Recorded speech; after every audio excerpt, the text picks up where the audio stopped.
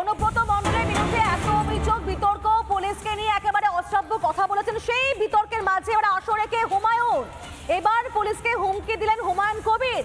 ভরতপুরের তৃণমূল বিধায়ক, তার হুঙ্কার, বিরোধী আসনে থাকলে 24 ঘন্টার মধ্যে নাকি পুলিশকে শায়েস্তা করে দিতেন তিনি। কি বলেছেন তিনি, শুনবো। এখনো লালগোলা থানা, বড়ুয়া থানা, আমার ভরতপুর থানা, এমন কিছু কিছু কর্মকাণ্ড চলে।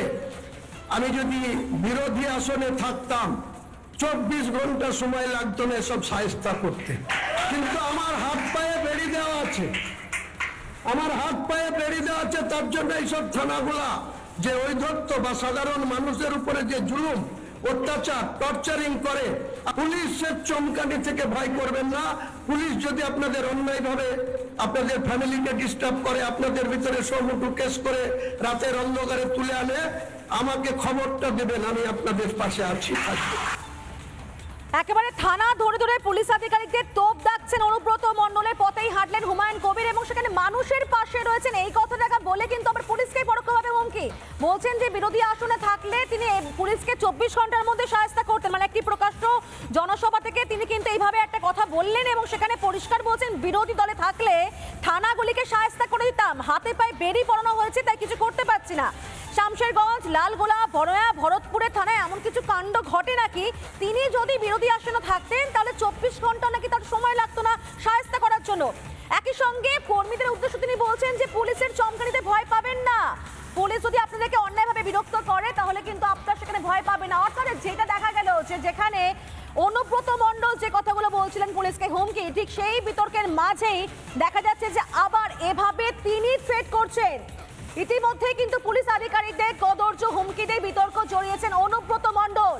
বোলপুর থানার আইসির মা স্ত্রীকে ধর্ষণের হুমকি দিয়েছিলেন বীরভূমের কেষ্ট, পরে অবশ্য ঢোক গিলে দায় সারা ক্ষমাও চেয়েছেন অনুব্রত মণ্ডল। প্রচন্ড সাহায্য করি পুলিশকে, আমি ভাবছি প্রথম থেকেই পুলিশ বিপদে পড়লে পুলিশের পাশে আমি দাঁড়াই। পুলিশকে গাল দেওয়ার কথা আমি কোনদিন ভাবতেই পারি না। পুলিশকে গাল কেউ যদি দেয় আমি তাকে অপমান করি, এটা আমার বরাবরকার স্বভাব। এবং পুলিশের যখনই যে কোনো এসপি হোক, এসডিপি হোক, অ্যাডিশনাল এসপি হোক, যারা আমাকে যখনই যা বলেছে যে এটা দেখে দিন, আমি দেখে দিচ্ছি। পুলিশের পাশে সবসময় লোক দিয়ে যেমন করে হোক আমি যাই, কোনো ঝগড়াঝাটি করতে দিই না। আমি খুব দুঃখিত, কারণ আমি ওষুধ ফষুধ রাখতে খাই তো অনেক ঘুমের, আর আমি এখন 10টার সময় ঘুমিয়ে যাই এবং ঘুমের ট্যাবলেটও খাই। সেই সময় ঘুমটা ভেঙেছে। নুরুল যে ছেলেটা আমাদের খুব ঘি দেওয়ার খুব ভালো ছেলে, ওর বাবা বলতো আমাদের দল করতো, বাবার করার পর ও দল করে, খুব নিরীহ ছেলে, ভালো ছেলে। ওকে যখন মেরে পা হাত ভেঙে দিয়েছে আমার মনটা খুব খারাপ। আমি আইসিকে আমিও বলেছি, চাঁদুও ফোন করে বলেছে যে আমি তাড়াতাড়ি জানকে অন্তত ছেলেটাকে আজ হসপিটালাইজ করবো।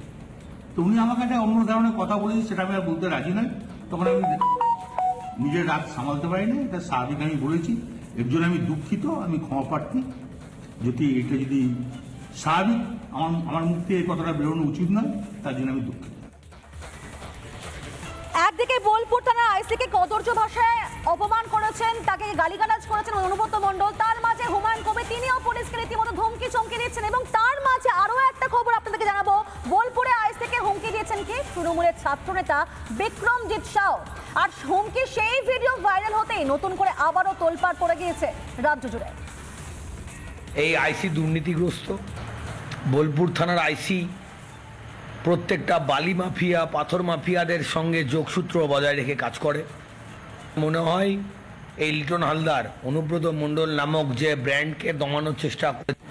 লিটন হালদার বাপের বেটার দম হলে লিটন হালদারকে বলছি, বোলপুর থানার আইসিকে, যে তোমার যদি বুকের পাটা থাকে, দম থাকে, সত্যি কথাটা, তুমি বালিঘাট থেকে তুমি সাধারণ মানুষকে নিয়ে যে ছিনিমিনি খেলেছো, তুমি চেষ্টা করেছো অনুব্রত মণ্ডলে একটা এডিটিং করে সেই ভয়েসটা মার্কেটে দেওয়ার, যে অনুব্রত মণ্ডলটা বলেছে, তুমি তাহলে সত্যি কি তার তোমার ওয়াইফকে নিয়ে অনুব্রত মণ্ডলকে দেখাতে নিয়ে গেছিলে? কি ভাবছো, নিজেকে শেয়ানা ভাবছো? হালদার, তোমাকে চ্যালেঞ্জ করলাম, তুমি একটা আইসি, যদি অন্যায় করে থাকে আমি তোমাকে শাস্তি দিও, কিন্তু হ্যাঁ তুমি যে অন্যায়টা করেছো তার শাস্তি তোমাকে বীরভূমেই পেতে হবে, তোমার এটা বলে রাখলাম। কেষ্ট ঘনিষ্ঠ কেষ্ট অনুরাগী বীরভূমের তৃণমূল ছাত্র পরিষদের নেতা বিক্রমজিৎ সাউকেও দেখালাম আপনাদেরকে সেই ছবি, যেখানে সোশ্যাল মিডিয়া লাইভ করে বোলপুরের আইসি লিটন হালদারকে বেলাগাম আক্রমণ করেছেন তিনি। তবে যখনই বিতর্ক দানা বাঁধলো তখন সেই ভিডিও ডিলিট পর্যন্ত করে দিয়েছেন বিক্রমজিৎ। একই সঙ্গে সাফাই পর্যন্ত গিয়েছেন এই তৃণমূল ছাত্র পরিষদের নেতা বিক্রমজিৎ সাউ। কি বলেছেন তিনি শুনুন।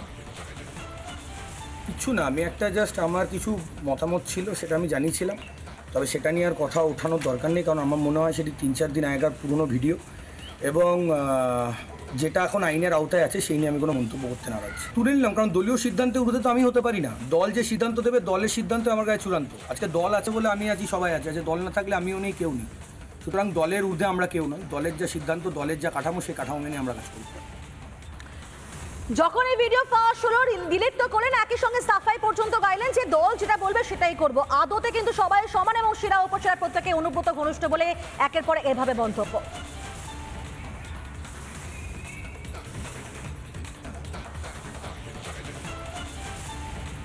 নানা ধরনের কন্টেন্ট দেখার জন্য লাইক করুন, শেয়ার করুন আমাদের ফেসবুক পেজ, সাবস্ক্রাইব করুন আমাদের ইউটিউব চ্যানেল। পাশাপাশি অন্যান্য ব্রেকিং নিউজের জন্য অবশ্যই চোখ রাখুন রিপাবলিক বাংলায়।